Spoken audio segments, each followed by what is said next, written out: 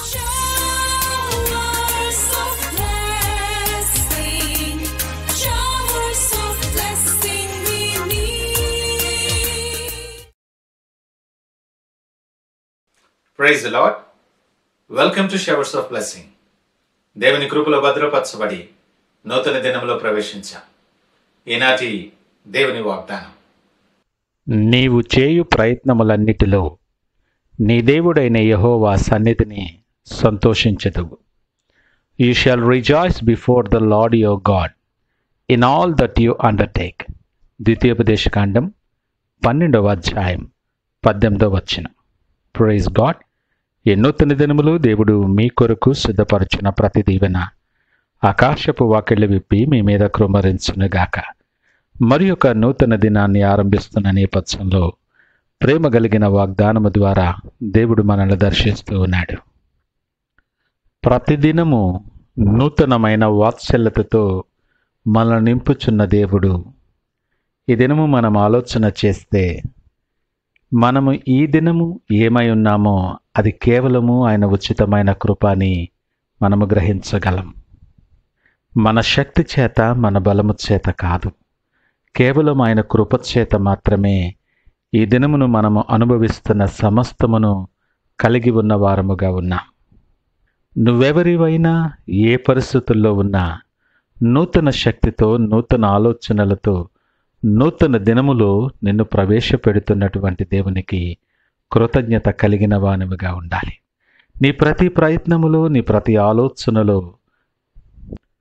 ప్రతి అడుగులో కూడా దేవుని ఎదుట, దేవుని యొద్ద ఆయన సన్నిధిని సంతోషించేవానిగా నువ్వు ఉండాలని దేవుడు ఇష్టపడుతూ ఉన్నాడు. లేఖనం అంటుంది, యెహోవా యందు భయభక్తులు కలిగి ఆయన త్రోవల యందు నడుచువారు ధన్యులు. నిజమే, ఆయన కనుదృష్టి మన మీద ఉన్నది అని అంటున్నాడు కదా. ప్రయాసపడి భారం మోస్తున్న సమస్త జనులారా, నా యొద్దకు రండి, నేను మీకు విశ్రాంతి కలుగు చేస్తాను. నా కుమారుడా, నా కుమార్తె, ఎంతకాలం ఈ భారాన్ని మోస్తావు? ఎంతకాలం ఈ భారముతో సతమతం అవుతావు? నా దగ్గరికి రా, నీ మీద ఉన్న భారాన్ని నేను తీసివేసి నీకు నెమ్మదినిస్తాను, విశ్రాంతినిస్తానని ఆయన ఆహ్వానాన్ని పలుకుతూ ఉన్నాడు. నీవు ఆయన వైపు తిరిగితే, నీ జీవితంలో ఆయనకి చోటు ఇవ్వగలిగితే, నీ జ్ఞానములో, నీ అవకాశములో, నీ శక్తిలో, సామర్థ్యములో, ప్రతి విషయములో కూడా దేవుని సన్నిధిలో నువ్వు సంతోషించగలవు. కృతజ్ఞత చెల్లిస్తూ ఆయన సన్నిధిలో ఆయనకు మహిమకరముగా జీవించగలవు. నీ చేతుల కష్టార్జితాన్ని దేవుడు ఆశీర్వదించువాడు.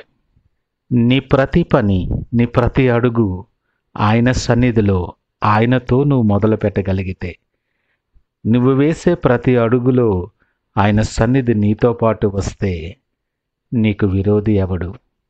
నీ చేతుల కష్టార్జితమును దీవించి, నీ చేతి వేళ్లకు పోరాటము నేర్పి, ప్రతి అడుగు నిన్ను బలపరిచి నిన్ను విజయునిగా నిలవబెట్టేవాడు ఆయన. ఆయన సన్నిధిలో నువ్వు సాక్షిగా నిలబడి నువ్వు సంతోషిస్తావని లేఖనం మాట్లాడుతూ నీకు వాగ్దానం ఇస్తూ ఉన్నాడు. ఆయన ఉద్దేశాలు మన ఎడల మేలుకరమైనవి.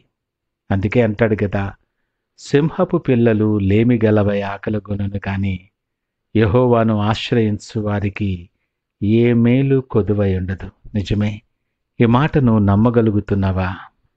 ఆయన సన్నిధిలో నువ్వు సంతోషించాలేంటి? ఆయనను ఆశ్రయించటానికి సిద్ధపడాలి.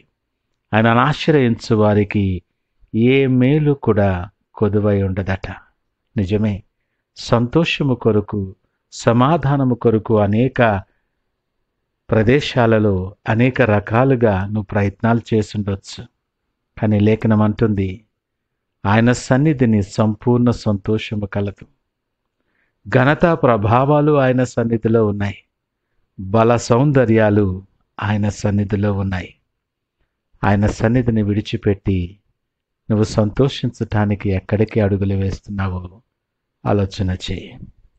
అందుకనే నీ ఆనందం నువ్వు ప్రాకులాడేటటువంటి ఆ సంతోషం తాత్కాలికమైనటువంటిదిగా మిగిలిపోతుంది. ఆయన సన్నిధిలో సంపూర్ణమైన సంతోషం ఉంది. అది నిత్యమైన సంతోషం. నీకు ఆ సంతోషము కావాలని నువ్వు ఆశపడుతున్నట్లయితే నీ అడుగులు ఆయన సన్నిధి వైపు పడాలి. ఆయన సన్నిధిలో నిలుచుండి ఆయన యొద్ద నువ్వు విచారణ చేస్తే నీకున్న ప్రతి భయము నుండి ఆయన నిన్ను తప్పిస్తాడు.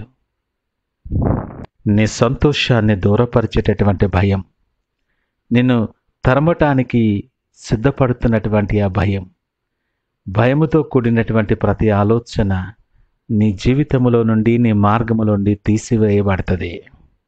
నోటి నిండా నవ్వు కలుగు చేస్తూ ఆయనకు సాక్షిగా నిన్ను నిలవబెట్టబోతూ ఉన్నాడు ఆయన.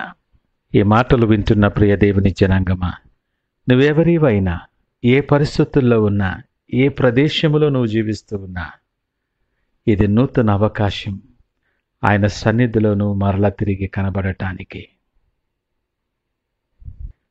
ఆయన నిన్ను మరిచిపోక నీ ఎడల ఎలాగూ కృపను కృంభరించాడో, ఎలాగూ ఆదరించాడో, స్వస్థపరచాడో, లేవనెత్తాడో, ఎలాగూ పెంచి పోషించి సంరక్షించాడో ఒకసారి జ్ఞాపకము చేసుకో.